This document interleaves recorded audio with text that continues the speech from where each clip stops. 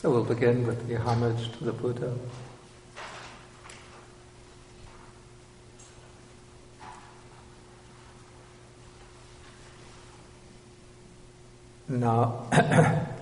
Namo tassa bhagavato arahato samma sambuddhassa.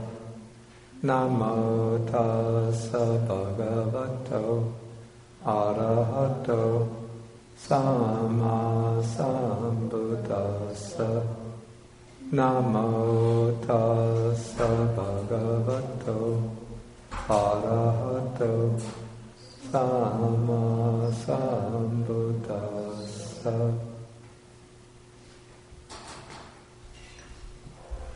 Okay, today is Saturday, September 7th, 2013. Okay, good morning, everybody. Very beautiful autumn morning today, right? Suddenly, the last weekend, it seemed to be quite hot and humid, and suddenly the temperature just dropped. Even in the early morning, it seems almost like December.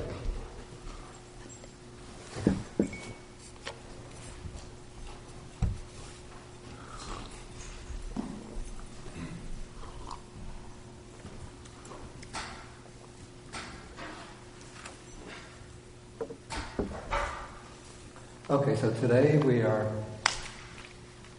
advancing further in the middle length discourses to Sutta number 105. This is the discourse to Sunakkhatta.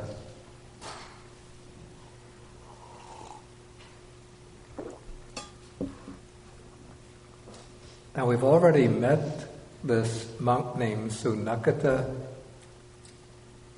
quite a long time ago in a study of the middle length discourses. He appears in Sutta number 12, where it's reported of the Sunakkhatta that he had left the monk's life. This is on page 164. Not only did he leave the monk's life, but he even came to reject the Buddha and his teaching. And then he would go about in the assembly at Vaisali. Vaisali was a large city in the Vajjian Republic.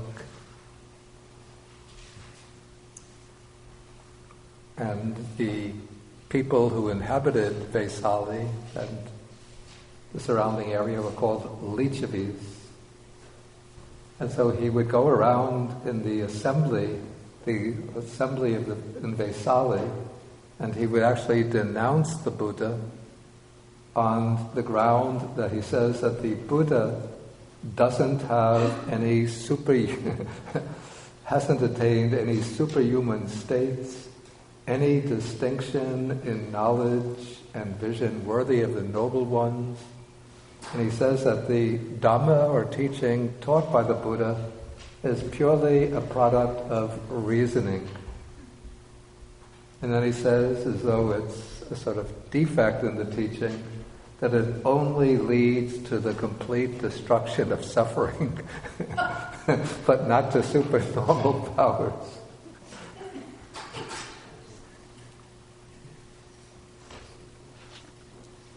Okay, then there's another sutta which gives a little bit of the background to Sunakkhatta's leaving, rejection of the Buddha and his teaching. Another sutta that occurs in the Digha Nikaya, the long discourses. I think it's sutta number 24.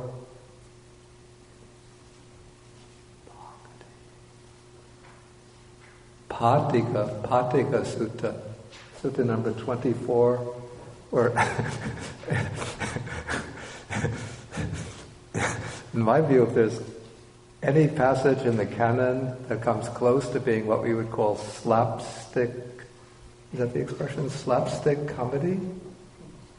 It would be this passage. At the time, Sunakkhatta is the attendant, the personal attendant of the Buddha. And as the Buddha, together with Sunakkhatta, they're walking into the town to go on alms round, and they pass one ascetic who's observing what is called the dog's practice asceticism. That is, he's going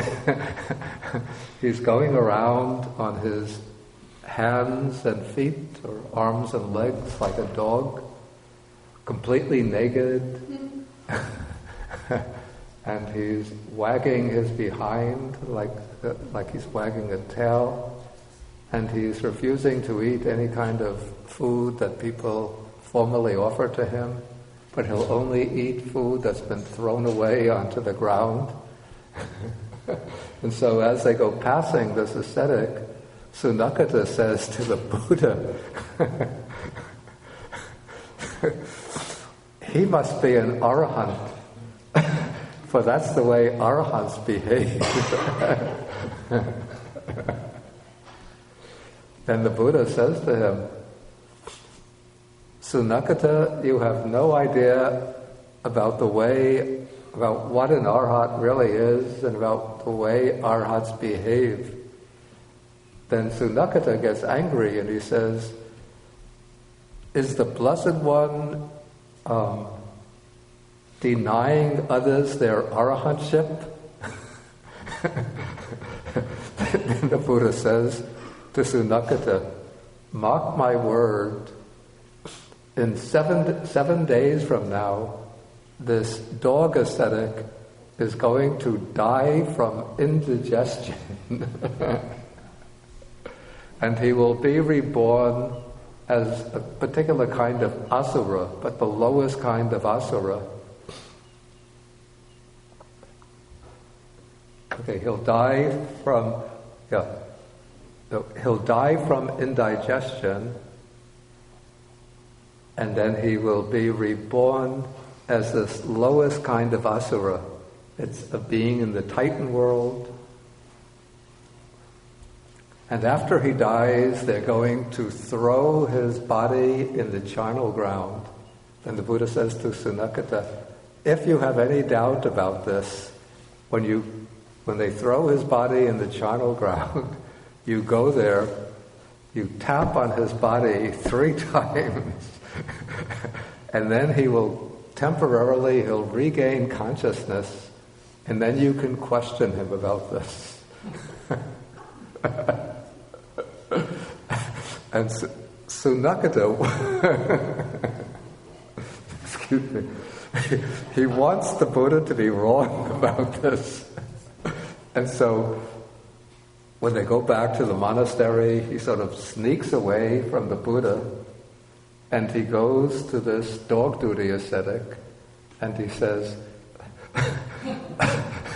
be very careful about what you eat. Somehow I heard a prediction that if you're not careful about what you eat, you're going to get indigestion and you might even die from that. Okay, so the dog ascetic is very careful about what he eats, but still, when the 7th day comes, he gets indigestion and dies.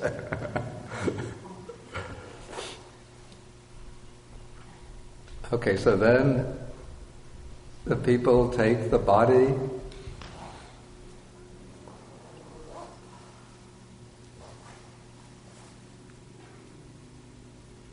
Is it recording? It's recording. But there's a gadget that detects your face, so there's a square box on the face.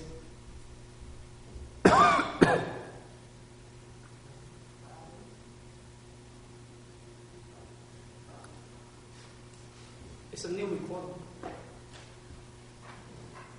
Oh, it's a new machine? Yes.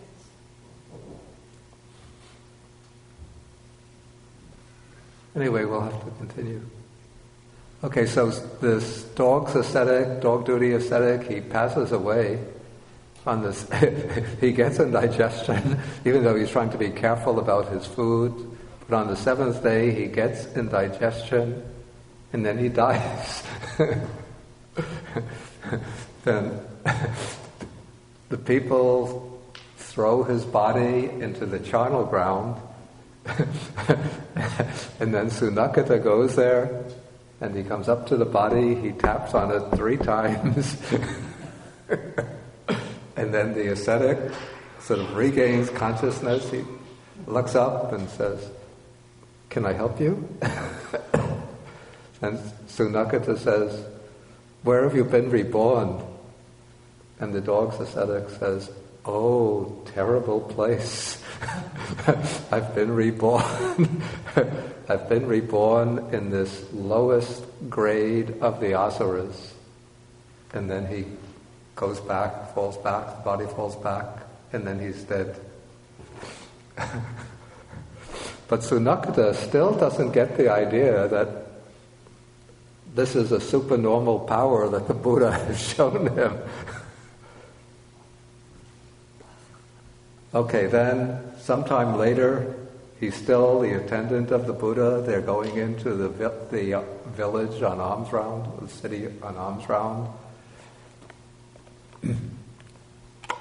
And then they pass a certain ascetic who has made a vow. Well, this ascetic goes naked. He's made a vow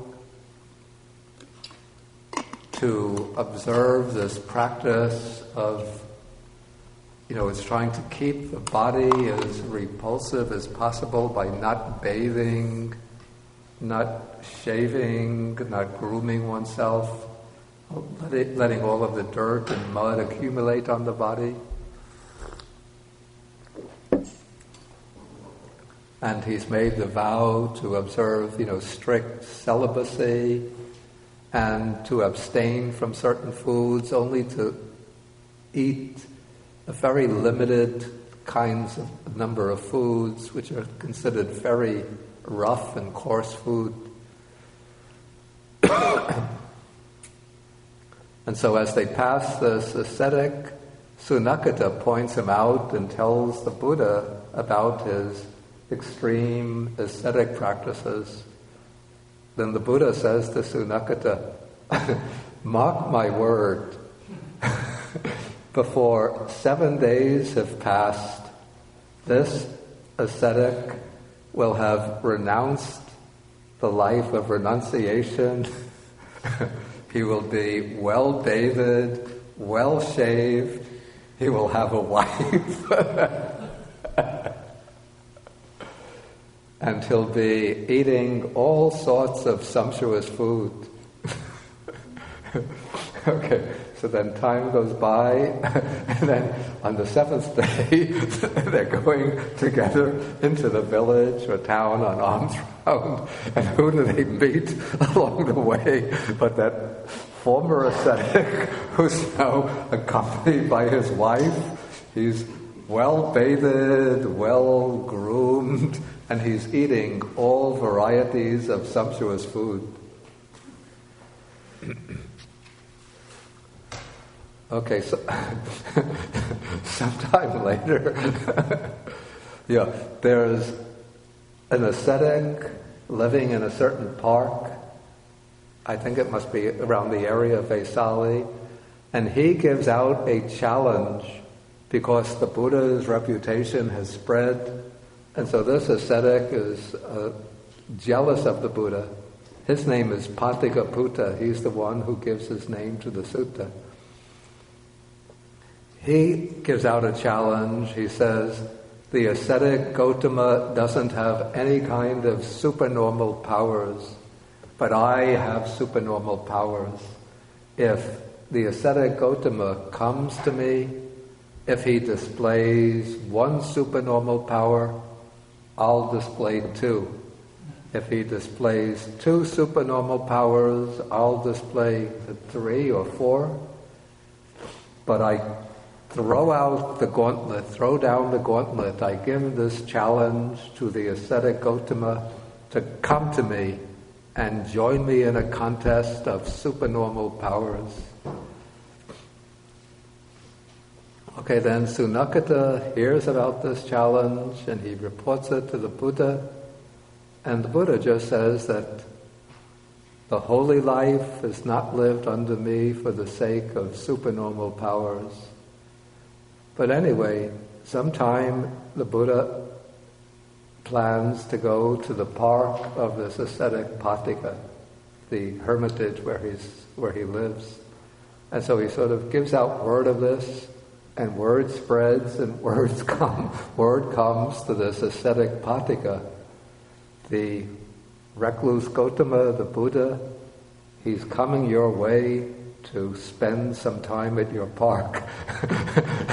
When Patika hears this, he gets frightened and he leaves his own hermitage and he goes to some other hermitage. Okay, the Buddha arrives there and people are waiting for Patika to turn up for this contest of supernormal powers to take place. But then they hear that Patika isn't at the park, but he's gone elsewhere. And so they send a messenger to this place where Patika is staying, and the messenger tells him, Patika, the ascetic Gautama has come to your park. He's waiting for you to come there to join the contest of supernormal powers. Then Patika is sitting in his seat and he says, I'm coming, friend, I'm coming. But he's not able to get up from his seat. He just sits there wiggling, saying, I'm coming. I'm sorry. I'm coming, friend. I'm coming, friend. But he can't get up.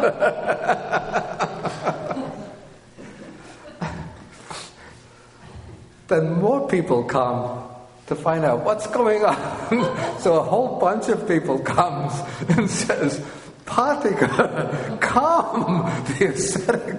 The ascetic Gautama is there waiting for you to join the contest of supernormal powers. He says, I'm coming, friends, I'm coming. But he can't get up from the seat. Then the whole assembly that's been gathered there all comes to Patika and says, Patika, come.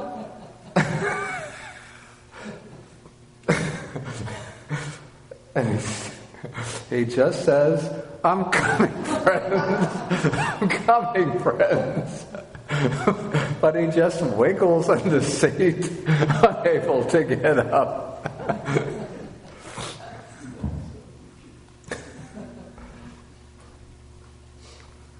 Okay, so that's... If you want to read it yourself, it's the Digha Nikaya Sutta. I think it's number 24, the first sutta in the third part of the long discourses.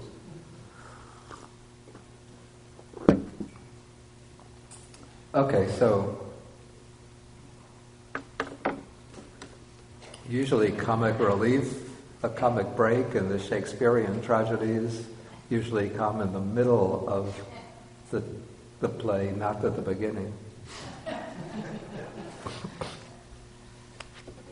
Okay, but this sutta apparently, obviously it takes place at a time when Sunakkhatta was still a monk and a disciple of the Buddha.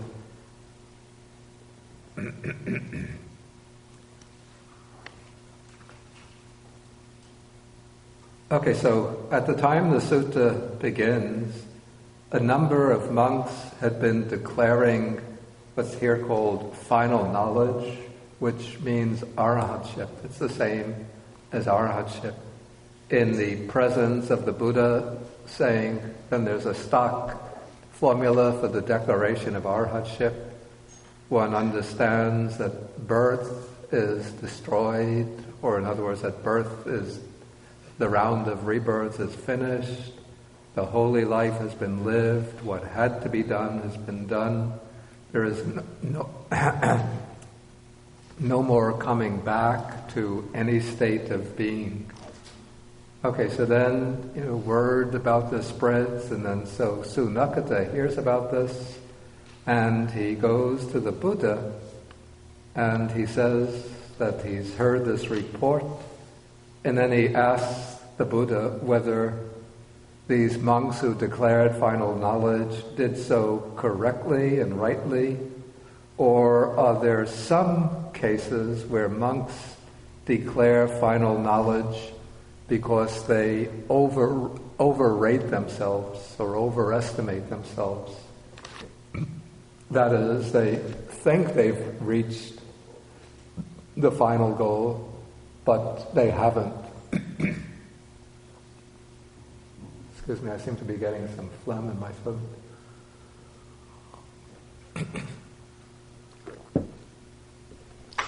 So monks can overestimate themselves. I mean, there are various ways. And not only for arahatship, but one could overestimate oneself about many stages, whether it be jhana, insight knowledges, or any of the paths from stream entry up to arahatship.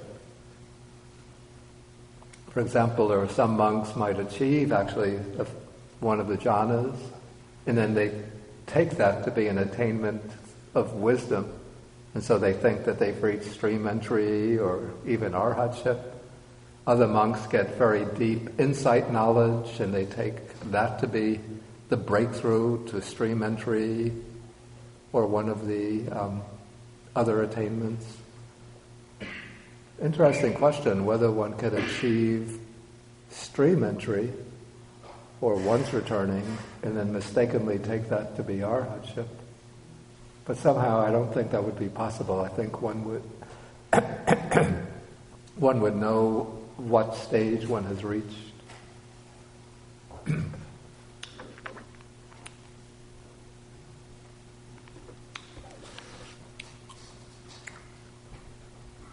Okay, so then the Buddha replies to Sunakkhatta. He says that when those monks declared final knowledge in my presence, there were some who declared final knowledge rightly, and there were some who declared final knowledge because they overestimated themselves.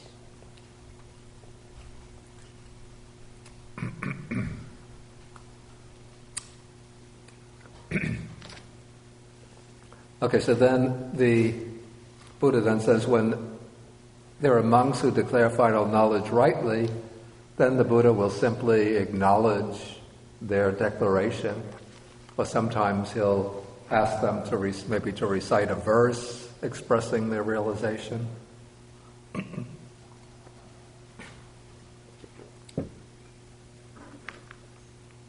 But when they declare final knowledge because they overestimate themselves, that is, because they wrongly judge their experience, then the Buddha thinks that I should teach them the Dhamma, and then he'll give them a teaching which presumably has the purpose of revealing to them that they've not actually attained what they believe they've attained.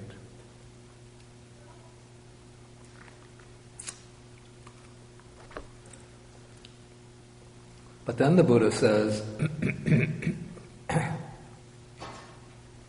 some misguided men here formulate a question and come to me and ask it.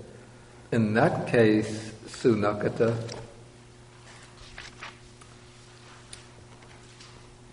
though the Tathagata has thought I should teach them the Dhamma, still he changes his mind.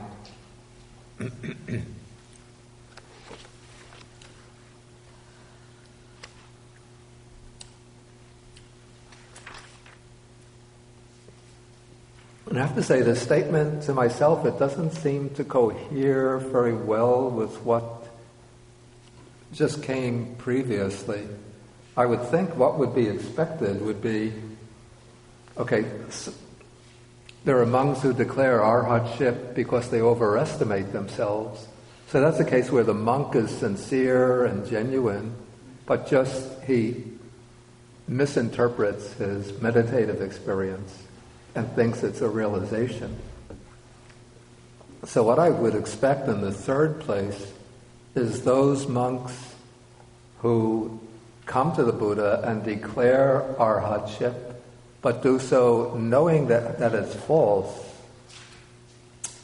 in order to get maybe praise from the Buddha, congratulations, or maybe to get appointed to some high position in the Sangha.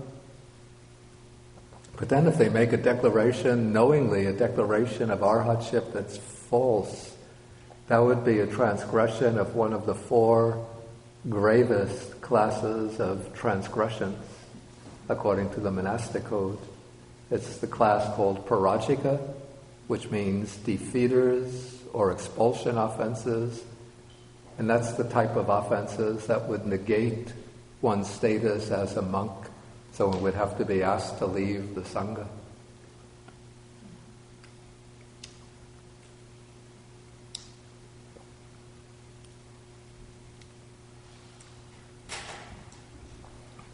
Anyway, in this case, monks come and they ask the question, but in this case, when they're coming to the Buddha and asking a question, they're not asking it because they really want to understand something, but maybe they're asking the question because, I don't know, they want to provoke the Buddha, or maybe to get praise from the Buddha for asking such an intelligent question. But they have some kind of suspect motivation, some kind of unwholesome motivation in asking the question. So in this case, the Buddha says that he changes his mind. Though I would expect that what the Buddha would do in such a situation would be that it's not that he completely gives up the idea of teaching the Dhamma, but rather, if he knows that this monk is susceptible, then he would give him an admonition or some kind of stern warning that he should examine his own mind, correct his way of thinking, and let him apply himself diligently to the practice, and not just try to ask questions for the purpose of troubling the Buddha, or just to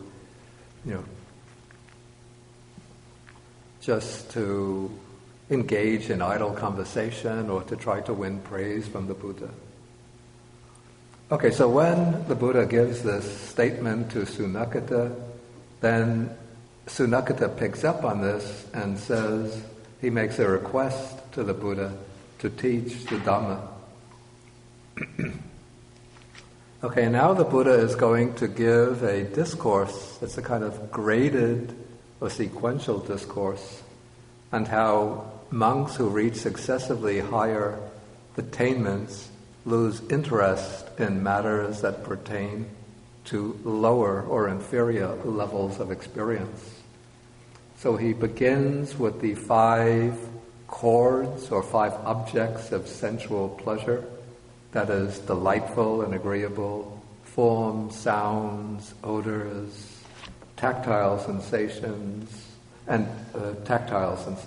odors, tastes, and tactile sensations.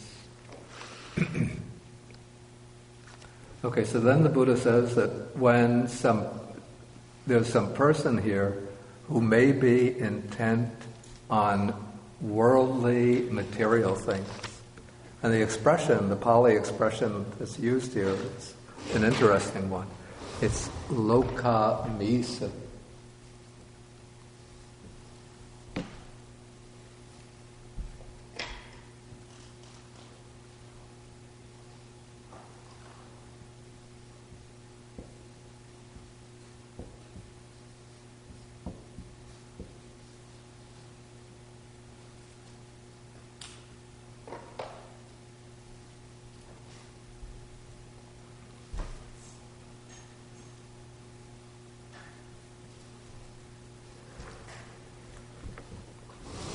So the word loka means world, and then the word amisa means, at least one of its meanings, original meaning is bait.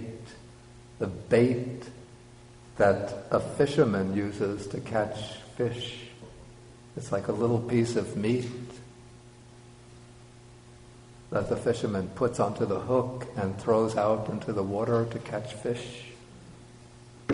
And so the things of the world, the delightful and agreeable things of the world, come to be called lokamisa, because these function as the bait that keeps worldly people attached to the enjoyment of the world. Okay, so when a person is intent on worldly, material things, then only talk concerning this interests him, and his thinking and pondering are in line with that.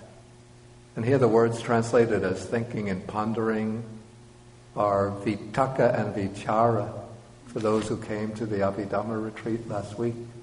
So these are in this thinking and pondering.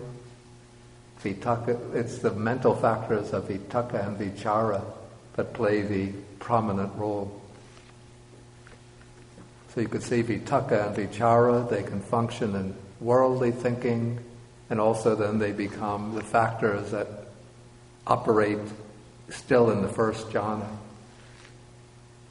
So his thinking and pondering are in line with that, and he associates with that kind of person, with the kind of person who's also intent on worldly enjoyments. And he finds satisfaction in that. So if you just consider most ordinary people out in the world, like on a Saturday morning, there's probably, I don't know, did the football season start yet? Yes. They have football games on TV? Yep. Maybe that's why there aren't so many people today. It's more because of tennis. Yeah, it's the tennis. It's the last 2 days of The World Cup? yeah, US Open. Flush. Oh, they call it US Open. Yeah. Not the World Cup. That's soccer. That's soccer.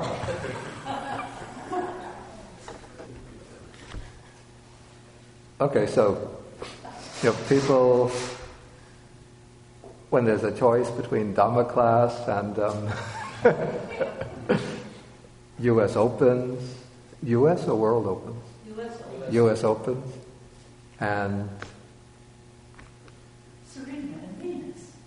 Serena Williams. 2 players. They're very famous. Yeah, I know Serena Williams. There you go. They're playing. Okay, Yeah, so one. let's go to the TV room.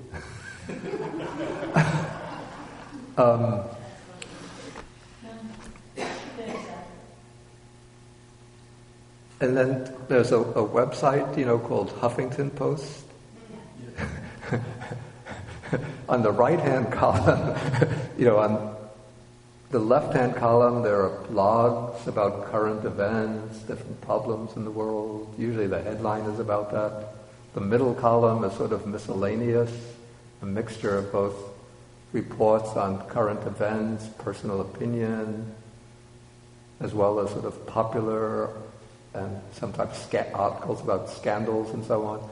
But the right-hand column is all about Hollywood gossip, TV gossip, and so on, and sometimes strange and scandalous events. So somebody who is being described like this, when they go onto Huffington Post, their eyes will go immediately to the right-hand column.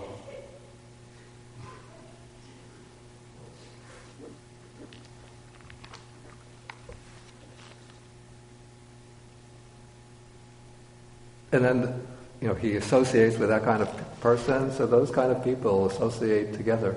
They all will go to the same kinds of movies, the same kind of concerts. Like if there's a Rolling Stones concert, No, I love the Rolling Stones also. I'm only teasing Dean.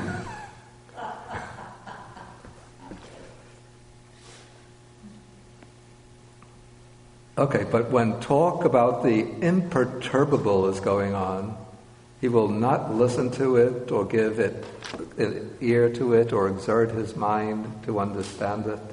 He doesn't associate with those kinds of people, and he does not find satisfaction in that. Okay, so what's meant by the imperturbable here? Usually in the suttas, the word imperturbable refers to the formless meditative attainments, the arupa attainments, the immaterial attainments. But it's a little bit puzzling that here there's no mention. I think the classical way that the commentaries explain the imperturbable, they explain it as the fourth jhana and the four formless attainments. Because it said in the formulas for the jhanas, it said that when one reaches the fourth jhana, for example, let's skip a page.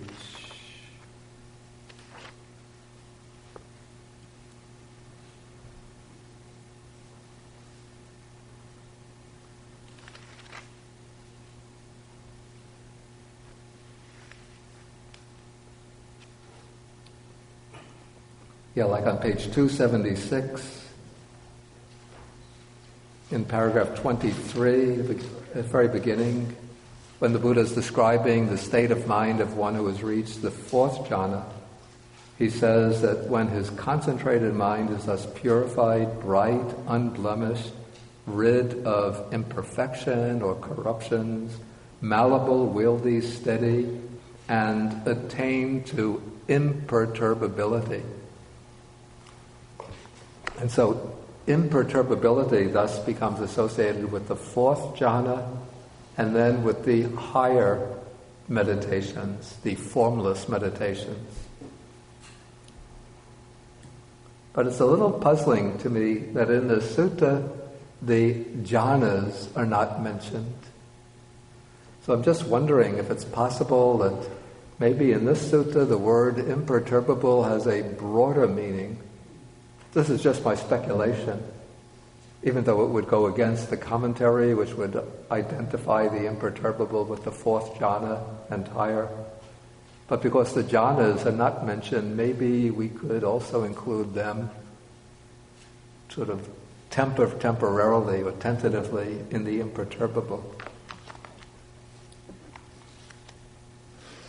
But to be on the safe side, take it to refer to the fourth jhana and the higher meditations. Okay, so then the Buddha illustrates this kind of interest with that of a man who had left his own native village a long time ago.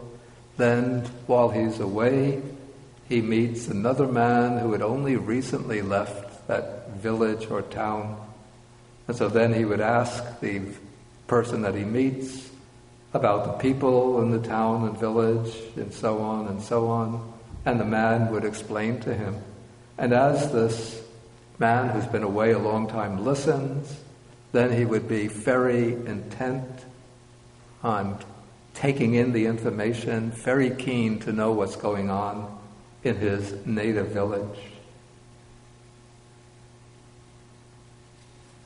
Maybe, for example, if Venerable Subodha here meets somebody from Wattala, meet somebody at Twangyan Monastery, some Sri Lankan people from Wattala, then they'll discuss what's going on in Wattala these days, and he's very interested.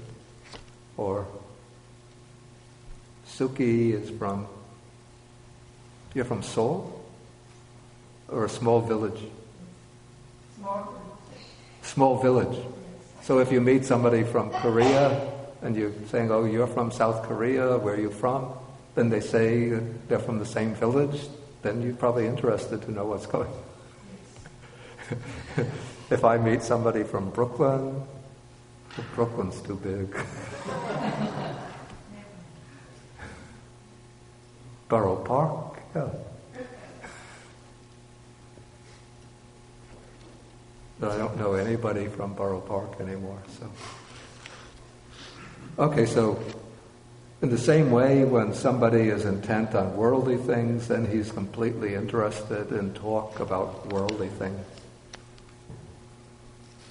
Okay, so now we have somebody here who is said to be intent on the imperturbable. And so when this person is intent on the imperturbable, only talk about that is of interest to him. And when talk about material things is going on, then he's not interested, he doesn't want to listen, and he does not associate with people involved in worldly things, and does not find satisfaction. So the Buddha illustrates this with the example of a leaf, a yellow leaf, that has fallen from its stalk, and so it's incapable of being joined with the stalk again and turning green.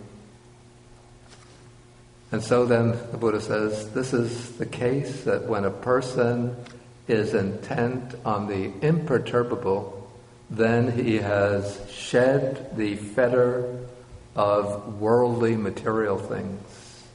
He's become detached from that fetter, and he's intent on the imperturbable. Okay, now we take it one step higher. Now, as you probably know, because we've gone through this quite a few times already, there are the 4 levels of formless meditations: the base of infinite space, the base of infinite consciousness, the base of nothingness, the base of neither perception nor non-perception. And so now the Buddha is going to go within the range of the imperturbable, but jump up to the 3rd level, to the base of nothingness. And so now he's going to speak as though the imperturbable applies only to the lower 2 levels, or maybe the lower 3 if we count the 4th jhana.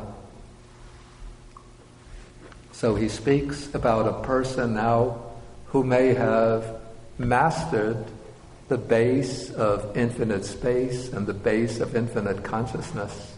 And now this meditator wants to go further to the base of nothingness.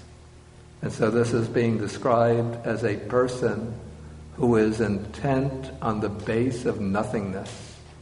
And so when a person is so intent, then only talk about this interests him, his thought is in line with that. He associates with that kind of person, maybe with a person who's already attained the base of nothingness, or with a fellow meditator who's also striving for it. And he finds satisfaction in that. So this becomes the sort of dominant idea, sort of the nucleus or core of his life, the prospect of attaining the base of nothingness.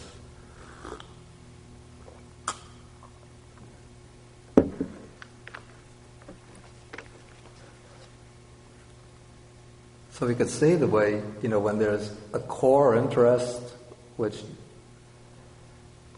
galvanizes people, it draws them together into groups that associate together. We even see this on the internet. Even with the Buddhist websites, there used to be one website called e-Sangha, which I think was established in Singapore, and then it used to have different divisions. There used to be there was one general Dhamma discussion division. Then there was a Theravada discussion group, a mainstream Mahayana discussion group, a Vajrayana discussion group. But then they split off. It seems e-Sangha website closed down, and it split off into different discussion groups. And so some people interested in early Buddhism would the Theravada tradition gravitate to the Theravada discussion website, and even some in that website sort of split off so that they have Sutta's only website discussion group. Then there's a group that's very interested in the Abhidhamma. They've split off, and I think they have like Abhidhamma discussion group. Then there's the mainstream discussion group. Then within the Mahayana discussion group, I think one group is split off to the Zen discussion group. Another group split off to the Pure Land discussion group, while others remain in the mainstream discussion group. Then probably the Vajrayana has maybe split off into the yellow sect. Gelugpa, Nyingma, and Kargyutpa, and Sakyapa. So people sort of group together because of a common element. Okay, so now then the Buddha uses another simile to illustrate this. And this is a thick stone that's been split in two so that they can't be joined again. And so when a person is intent on the base of nothingness, then his fetter of the imperturbable has been split. That is, his interest, his inclination, simply towards the lower levels of the formless attainments has faded away. And so now he's galvanized by the idea of reaching the base of nothingness. Okay, now when people have attained and mastered the base of nothingness, then they might set their, what is the expression? Set their sight on the higher attainment that lies ahead. And remember, these are attainments still all in this, I call it the ladder of samadhi, the ladder of mental concentration, the scale of mental concentration. We've not yet come to the practice for wisdom of insight, the practice of insight. But now somebody is going for the highest attainment along the scale or ladder of the arupa attainments, the formless meditations. That's the base of neither perception nor non-perception. And so when he's aiming for that attainment, then that is what grips his mind. And it's discussion about that which interests him. He thinks about that and he associates with people who have attained it or those who are likewise intent on attaining it. And so now, when discussion about the base of nothingness is going on, he's not even interested in it. Okay, then the Buddha compares this to a person, it's a rather striking simile, a person who has eaten some delicious food and then he has vomited it up. And the Buddha raises the question, would that man have any desire to eat that food again? So this was the maybe prime ribs of beef, accompanied by sautéed potatoes and whatever, the most delicious fruits, mango, papaya, strawberries for dessert, with a couple of scoops of ice cream, a slice of cherry pie, all of it, when you see it laid out on the table, so delicious, one wants to eat it. Of course, if one's vegetarian, maybe let's say some deliciously prepared vegetarian duck.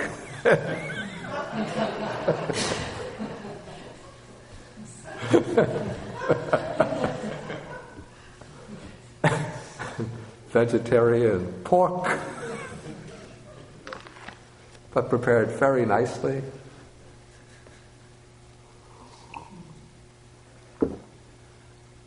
And so one eats it, but then one gets indigestion and throws up, and then nobody can persuade one to eat it again.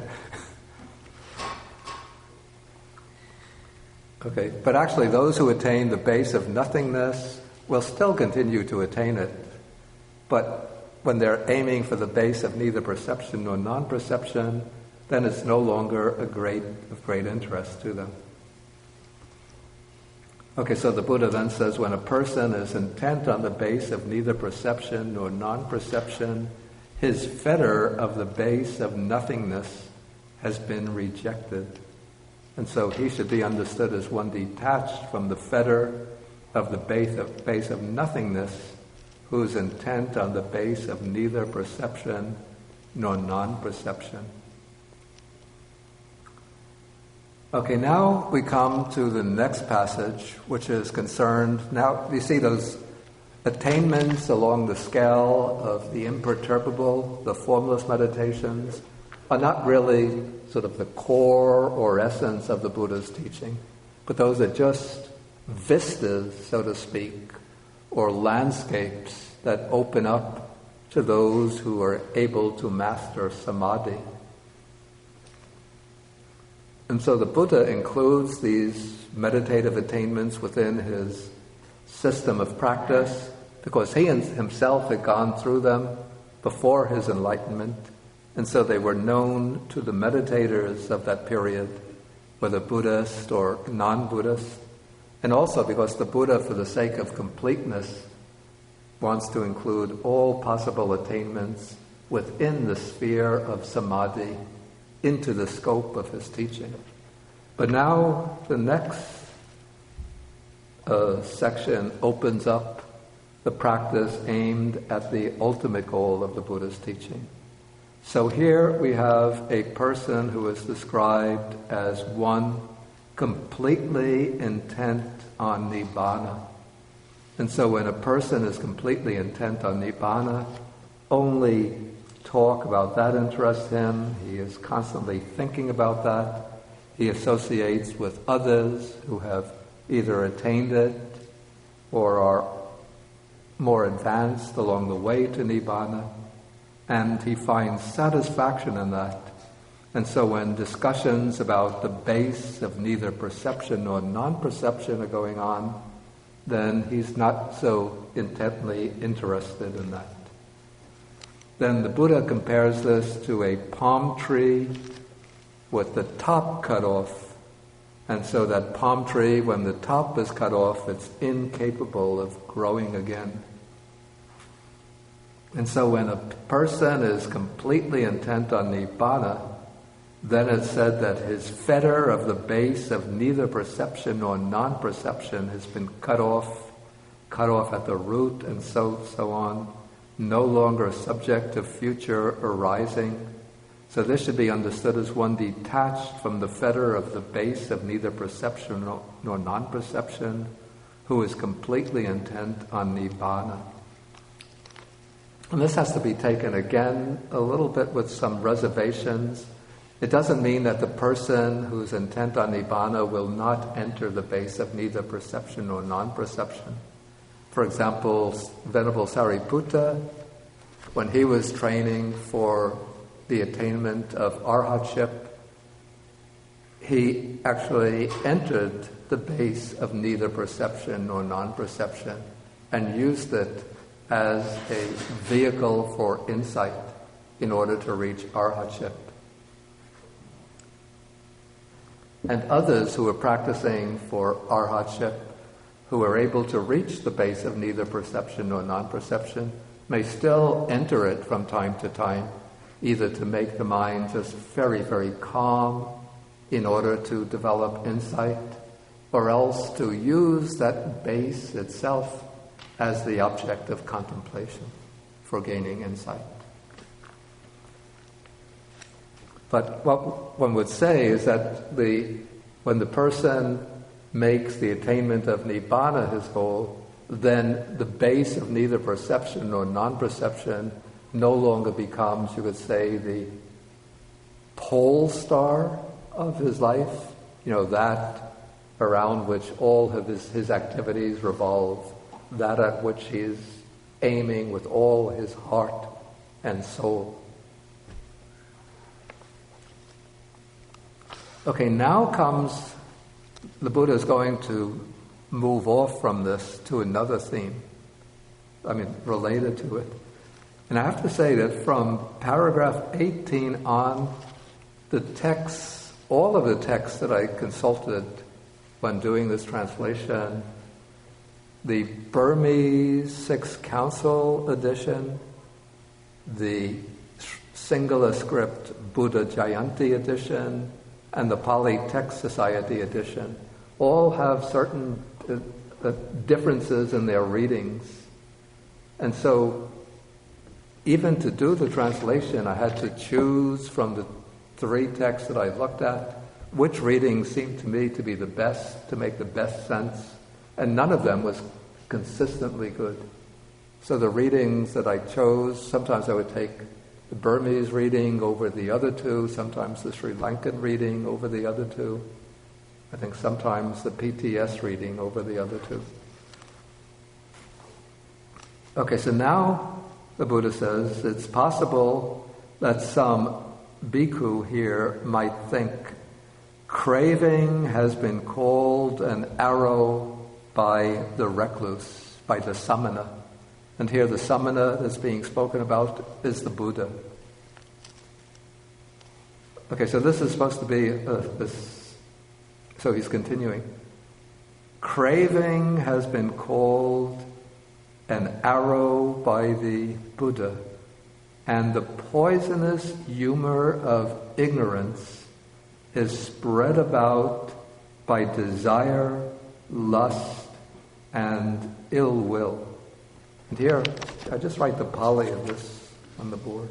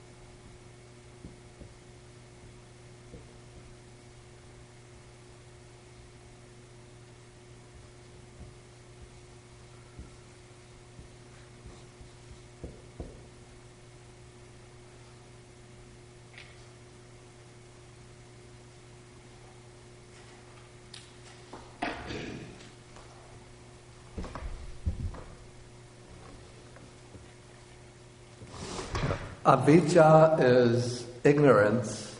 The word visa means poison. And then the word dosa here, it doesn't mean dosa, it's not the word dosa meaning hatred, but it's another word, dosa, in Pali, which sometimes it means fault, but in physiology, in Indian physiology, it means it's a kind of humor of the body, like they speak about the 3 doshas, the 3 humors, 3 kinds of substances in the body that account for the condition of the body. I think it's phlegm, bile, and wind.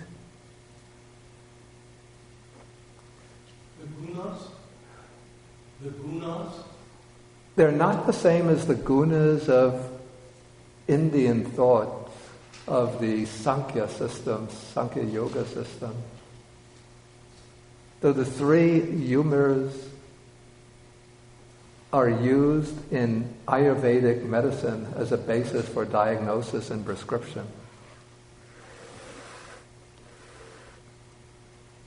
Okay, but then there are certain doses, I guess, in the body which are considered poisonous. So it's like, an infection will create a poisonous dosa, a snake bite, some illness.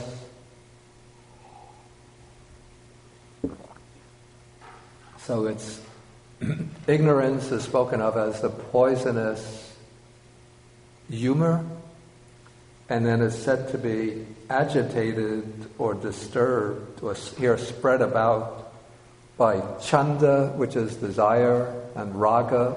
Chanda, raga go together to mean like passionate desire, and vyapada is ill will, anger or hatred.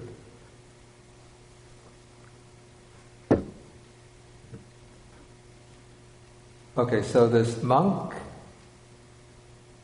thinks that arrow of craving has been removed from me, the poisonous humor of ignorance has been expelled, I am one who is completely intent on nibbana. Do you think this monk understands his situation correctly? How does it seem?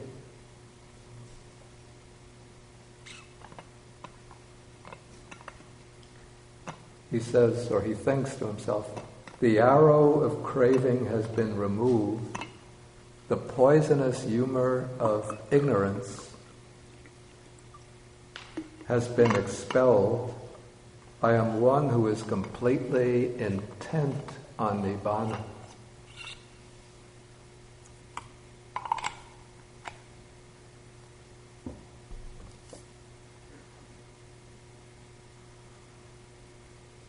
You have some thought? Yes. The sentence is, I am one, so there is conceit. Oh, that might be the case too. But suppose he was thinking, I am just simply, I am completely intent on nibbana.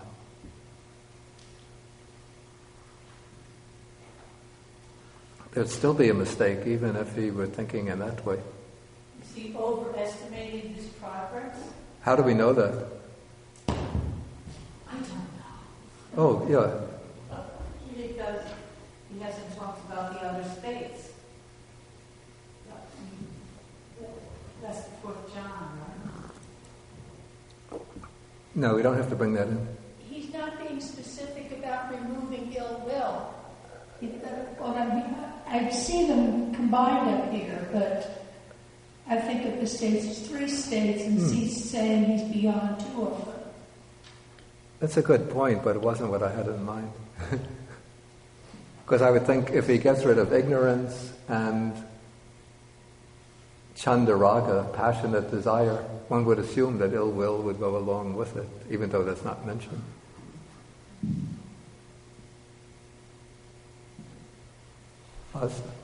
Husband?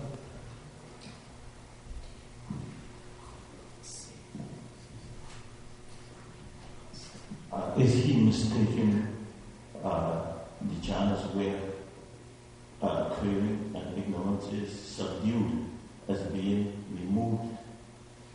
I think you're on the right track.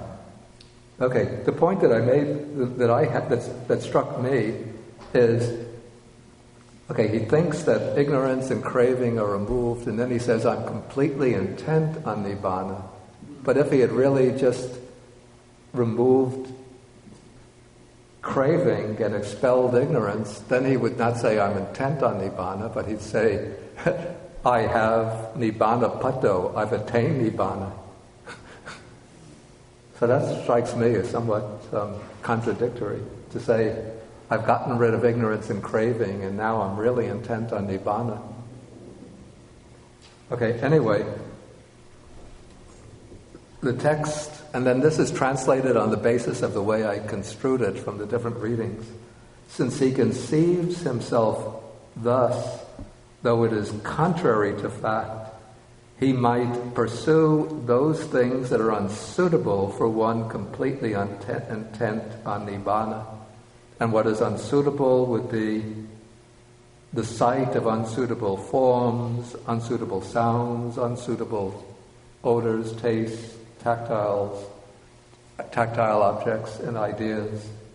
In other words, he indulges in sense pleasures and unwholesome thoughts,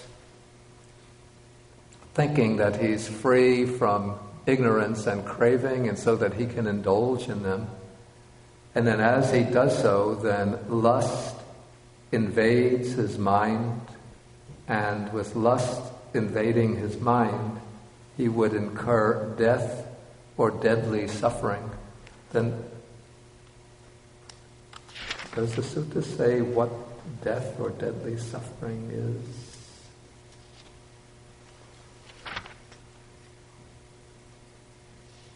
Wow, it seems it doesn't say that, but it's said that in other suttas that what is death or deadly suffering in the it's called in the good Dhamma, in the noble Dhamma, is that one gives up the renunciate life or one commits a very serious transgression of the precepts. Okay, now the Buddha is going to use some similes here. And again, there was some ambiguity among the different readings about how we should construe the similes. But the way it's rendered here makes good sense, at least to me. Okay, suppose there's a man who's wounded by an arrow, thickly smeared with poison. Then his friends and relatives and so forth bring a surgeon. And the surgeon cuts around the opening of the wound with a knife, probes for the arrow, and then he pulls out the arrow and he expels the poisonous humor, but he leaves a trace of it behind unknowingly.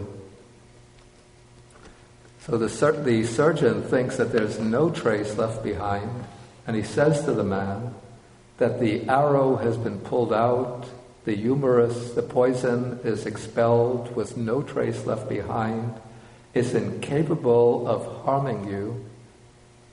Eat only suitable food, nothing unsuitable, or else the wound may suppurate. That means pus may form.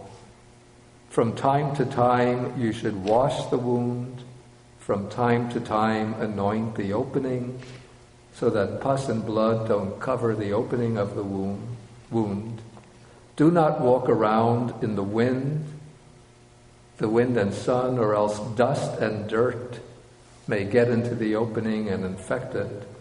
Take care of your wound, good man, and see to it that the wound heals.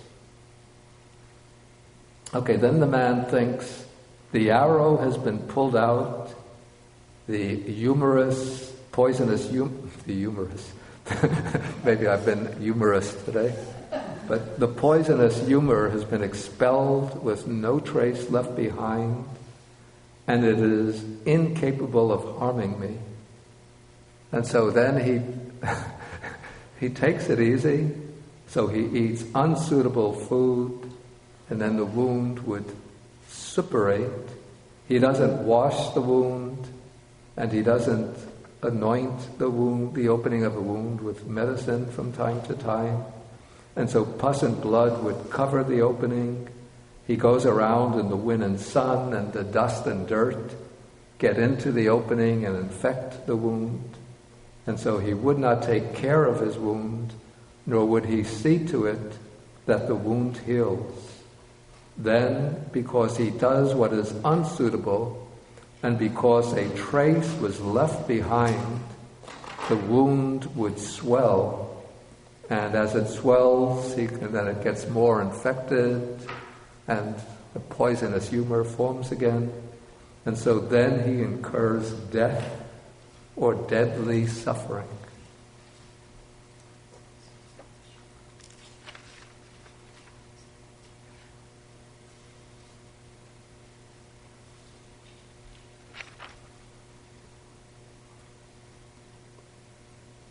Okay, so that's one case. Now we come to the case. Here it is possible that some monk might think, again, craving has been called an arrow by the recluse and so on. I am one who is completely intent upon nibbana. Oh, this is just repeating the previous passage. So he thinks, I am one who is completely intent upon nibbana.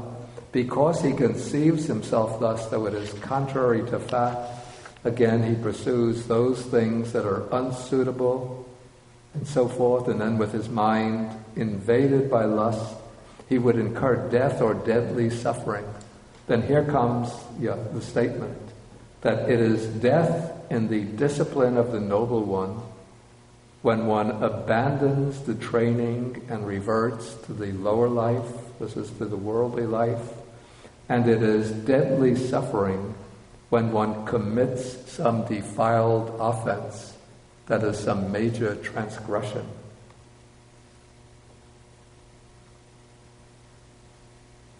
Okay, now we have the contrary case, where the monk might think that craving has been called an arrow by the recluse, the poisonous humor of ignorance is spread by desire, lust, and ill will.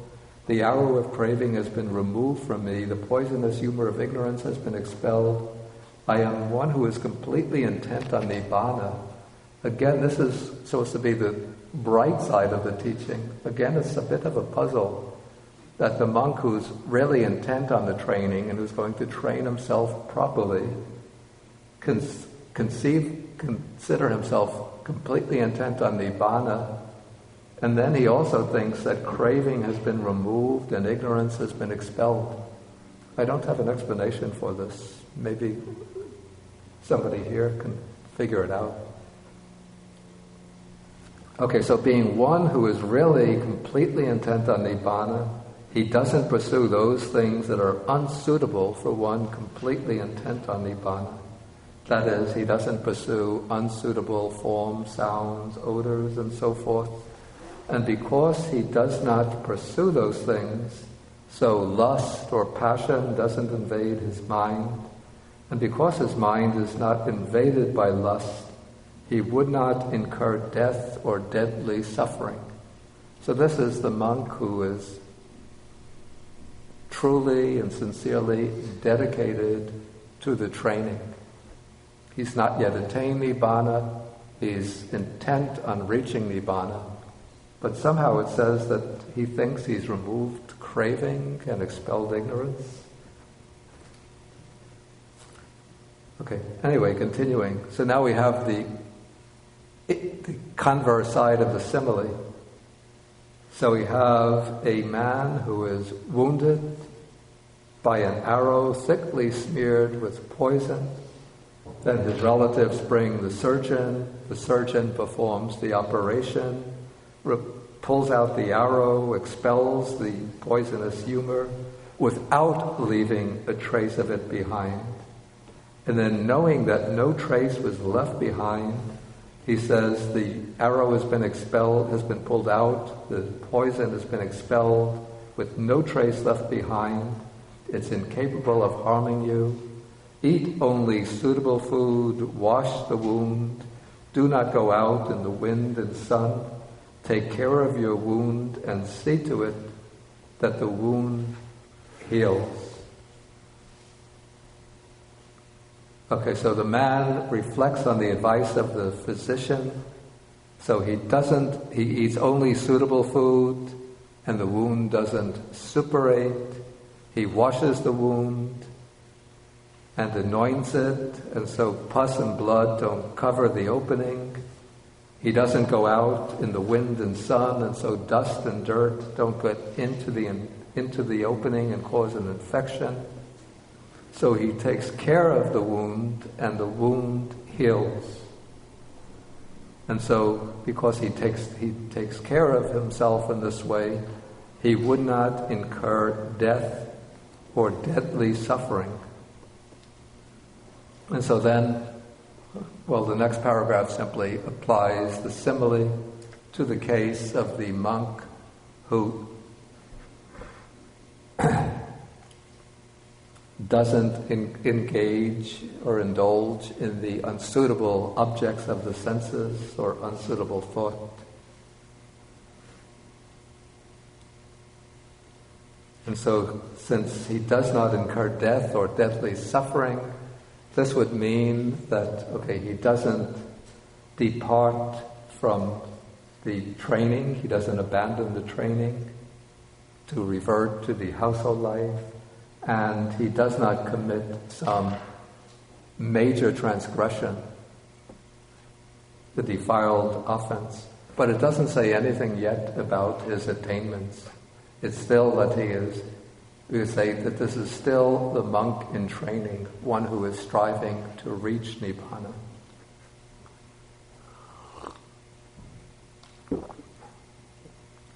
And so the application of a simile is a little bit, again, it's a little bit puzzling. It doesn't seem to square 100%. So, here, this is paragraph 27. I have given this simile in order to convey a meaning. This is the meaning. Wound is a term for the 6 internal sense bases. The poisonous humor is a term for ignorance. The arrow is a term for craving. The probe, a term for mindfulness. The knife is a term for noble wisdom. And the surgeon is the Tathagata, that's the Buddha, the fully enlightened one. So if we apply that to this, we apply the simile to the case, okay, the simile, the surgeon takes out the arrow. Now the arrow is a term for craving, and the surgeon expels the poisonous humor, which is ignorance. And so if we have, say, the Buddha giving the advice to the monk, and through his advice, the Buddha is taking out craving and ignorance,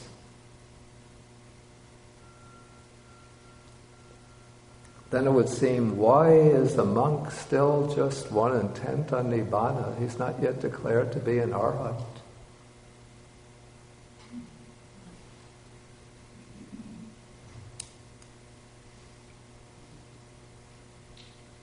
What do you think? If you have any ideas, don't take the microphone. I mean, I don't have the solution myself.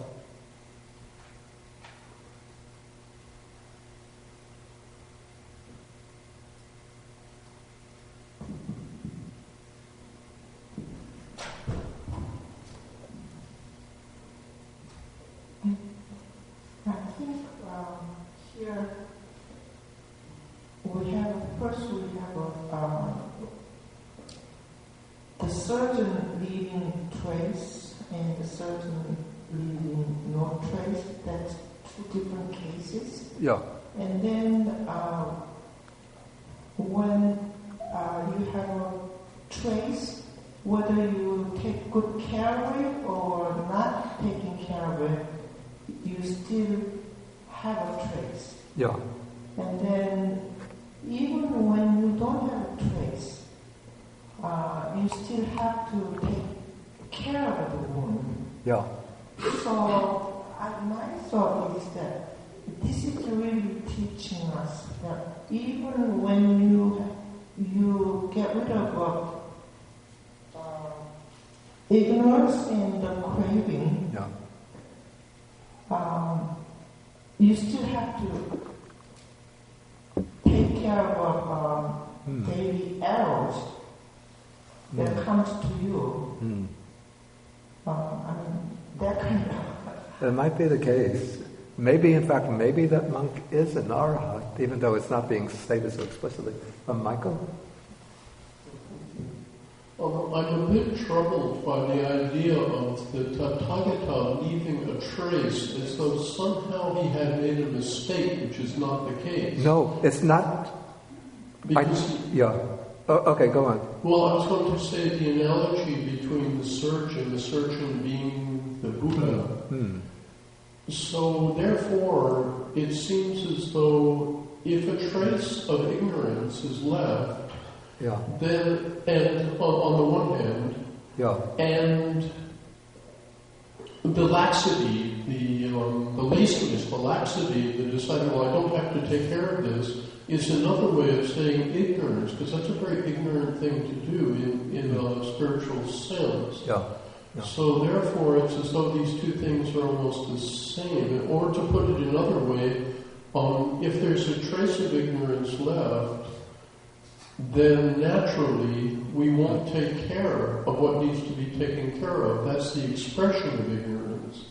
Whereas if there's no trace of ignorance, then it follows naturally that we don't really, how can I put this, that we're going to take care of it because we're free of ignorance. So it isn't as though, I'm not entirely disagreeing with what Suki said, but I think the relationship is causal and more closely tied. This may make no sense at all. I apologize. First I would think that in the case where the surgeon is one, if the reading is correct that there is a trace left behind, then maybe that surgeon is not being the one who's being considered analogous to the Buddha, but rather because the text would not show the Buddha as being responsible for a careless fall. But it would be the surgeon who takes out the arrow without a trace behind and then gives the proper advice. That would always be compared to the Buddha. Joan? Yes, you? Really short question.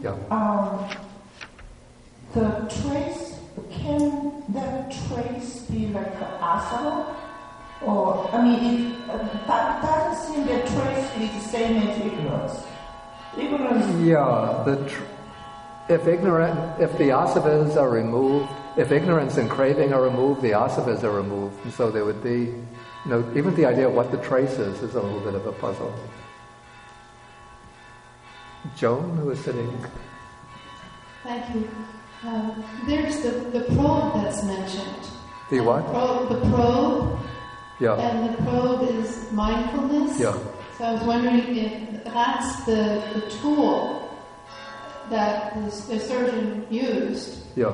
And I'm wondering if the bhikkhu had to continue with his mindfulness, because that's the tool to. Of course, if he hasn't yet. We need to have that. Yeah, of course, if he hasn't really completed the practice, then he needs to use mindfulness. Right, so it's not only the Tathagata, but it's also the bhikkhu that has to keep it going on his own.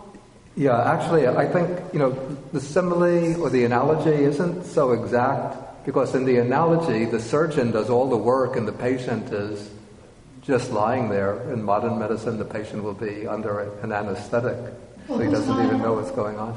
But maybe what's meant by the Buddha performing the operation is that the Buddha gives the patient the tools to treat himself. Just like the Buddha gives us, mindfulness and wisdom. What are the ones mentioned here? Mindfulness and noble wisdom to take out the poison and the arrow and poison from ourselves. Anyway, let us go on, because there's just 5 minutes and I want to finish the sutta.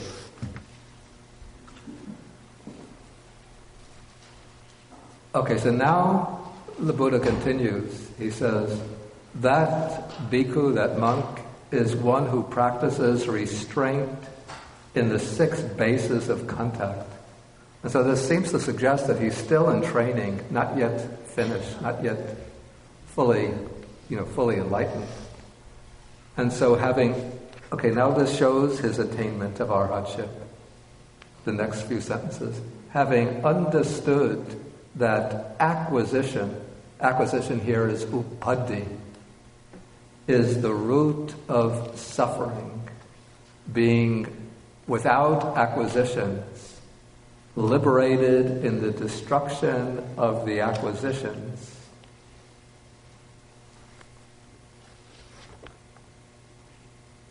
It is not possible that he would direct his body or arouse his mind towards any acquisition. And here the word upaddi, translated acquisition, it has a number of shades of meaning, or a number of reference. One is the defilements, and the other are objects of attachment. So the inner defilements and the objects of attachment, including the 5 aggregates themselves, as well as outer objects, sense pleasures or commodities that give worldly pleasure.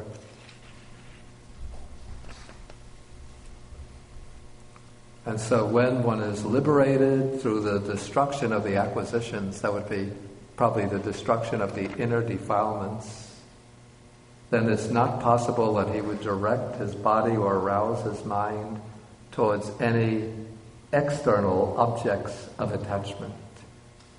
Then we have another simile, that suppose there's a bronze cup with a beverage with a nice color, smell, and taste, but it's mixed with poison, and a man comes along who wants to live and not to die, who wants pleasure and is averse to pain. So would that man, knowing that there's poison in it, drink that beverage, aware that if he were to drink the beverage, he might die or incur deadly suffering?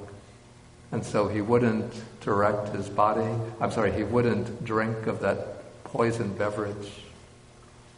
And so in the same way, the monk who now is liberated through the destruction of the upadhi, of the defilements, wouldn't direct his body or mind towards any objects of attachment.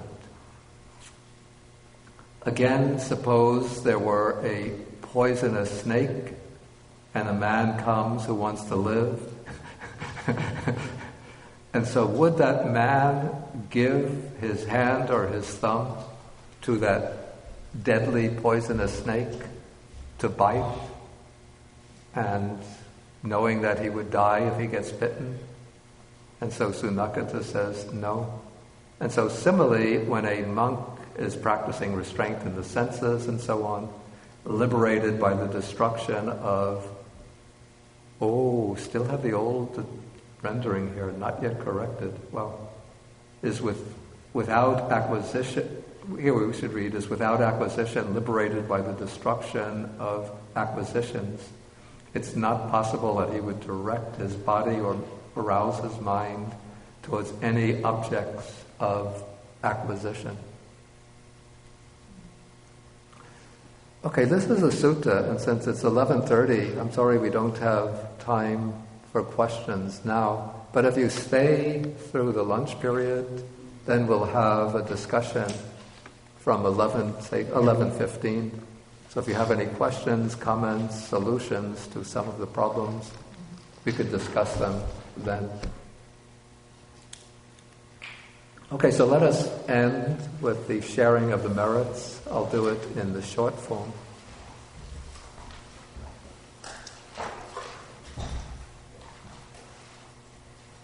Akasata chabumata deva naga mahedika punyantang anumoditva chirang rakantu sasanam.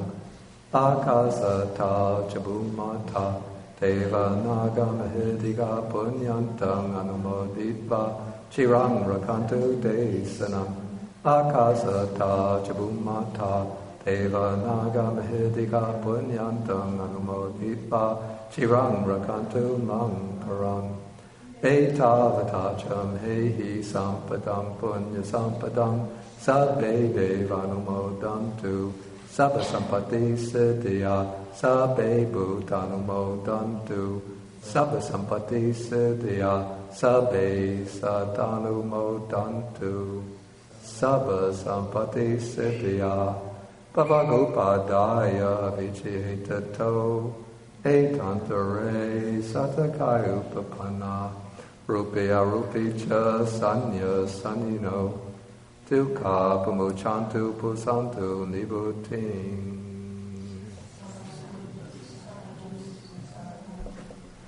Yeah, and I should mention now that next week we won't have a class on Saturday. So the next class will be on September 21st. And then we'll take the Majjhima Nikaya Sutta number 108. This is the Gopika Moggallana Sutta.